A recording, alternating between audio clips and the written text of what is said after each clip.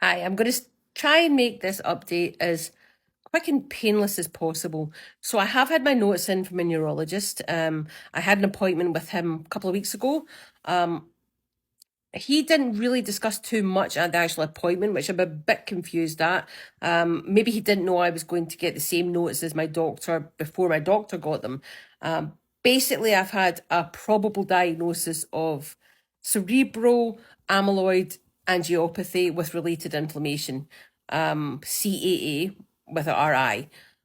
This is something that really hasn't had a lot of attention, as people that used to get diagnosed with this were generally much older, and it would be an incidental finding at autopsy, basically. Now there's been a lot of awareness on it, and the medium age is 50 plus. Although I'm in a couple of Facebook groups and there's people a lot younger than me with it.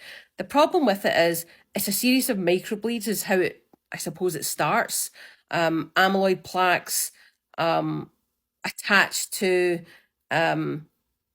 vessels in your brain, and they become brittle.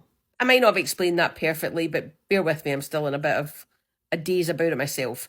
One of the main factors is keeping your blood pressure low to try and keep you stable.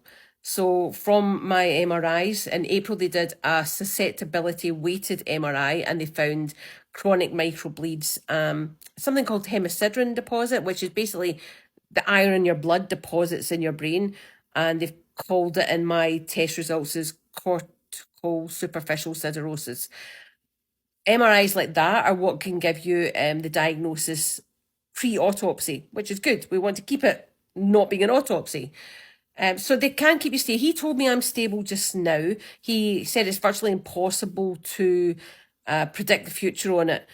Unfortunately, this is the way it goes. You continue to have microbleeds and you don't know you're having them. So it might be a headache. You might just feel a bit spaced out. You might have a little bit of numbness.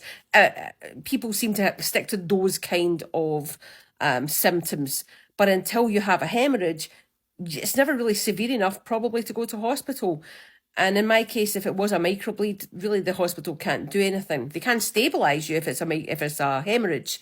So on the medication that I have is anticonvulsants, blood pressure meds, cholesterol meds, hyperglycemia meds, and that's as stable as he can keep me just now. So if anybody knows anybody that's got something like this, or knows anything about it, whether you're a radiologist or a neurologist or a doctor, feel free to make comments and I'll come back on and do another update when I've got a little bit more information. Thanks for listening.